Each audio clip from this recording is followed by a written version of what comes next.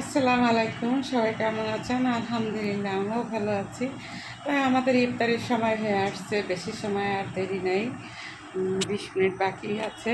এর ভিতরে কী করলাম, আমার ইফতারিটা আমি রেডি করে ফেললাম। আজকের ইফতারিটা আমার কি, ইফতারিটা আপনাদের সাথে আমি শেয়ার করতেছি।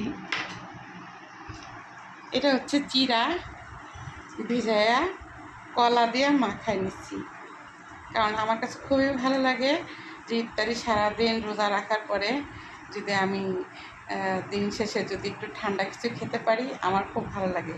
আর এই চিড়াটা আর এই কলাটা আমি তাও নর্মাল পানিতে করি না, ঠান্ডা পানি দিয়ে ইফতারিটা আমি বানাই। আর হচ্ছে সাথে হচ্ছে দই।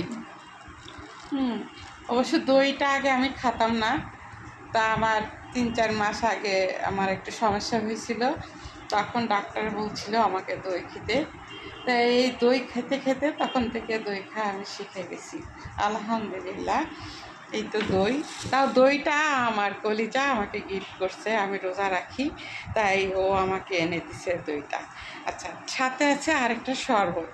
আপনারা তো অনেক কিছু অনেক ধারণার শরবত খান, আমি আসলে অত বেশি ধারণার কিছু শরবত খাই না। যদি মাঝে মাঝে বেল থাকে, বেলের শরবতটা পছন্দ করি, বেলের শরবতটা খাই। আর এই শরবতটার নাম বলবো না, এটা কি, সারাদিন রোজা থাকার পরে এইটা খেলে অনেকটা শরীরে এনার্জি ফিরে, শরীরটা ভালো লাগে ইফতারির পরে এটা খেলে। তা আসলে কে কে বলতে পারবেন যে এটা কি? যদি কেউ বলতে পারেন অবশ্যই আপনারা কমেন্ট বক্সে জানাবেন যে ফারজানা আপু, আপনি কিন্তু এটা খাইছেন, ঠিক আছে? তা আপনারা অবশ্যই এটা আমাকে জানাবেন কমেন্ট বক্সে। আসলে কি, আমি ইফতারি করি একদম মানুষ মানে ইফতারির সময় দেখা যায় যে মানে একদম 3টের থেকে শুরু করে দেয়, এই পেঁয়াজি, বেগুনি, আলুর চপ, মানে বিভিন্ন ধরনের আইটেম শুরু করে। কিন্তু না, আমি কিন্তু তা করি না, কারণ আমার খুব সাদা মিঠা ইফতারি করতে আমার খুব পছন্দ, কারণ আমার বেশি কিছু ইফতারি করতে আমার ভালো লাগে না। আর ভাজা পোড়াটা না খাওয়াটাই আমি মনে করি সবচেয়ে ভালো। আর তার সাথে আজকে আবার রান্না করছি, এটা খাবো আমি ইফতারি করে, আর ভাত খাবো না।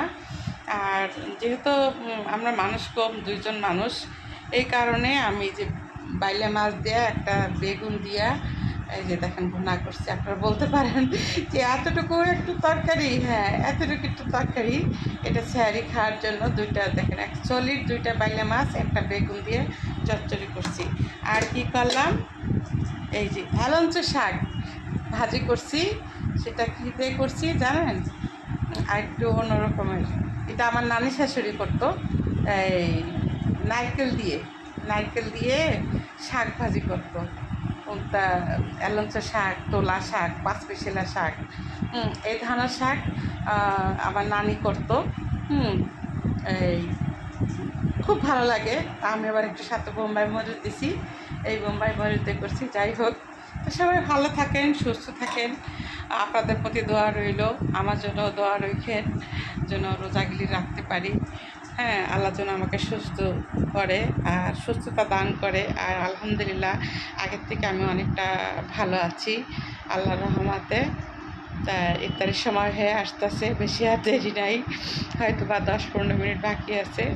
তো সবাই ভালো থাকেন, সুস্থ থাকেন। এই ভিডিওটা আমি আগে বিকাল ছাড়বো, তা যারা যারা ভিডিওটা দেখবেন অবশ্যই একটু শেয়ার করবেন, কমেন্ট করবেন। তা আল্লাহ হাফেজ।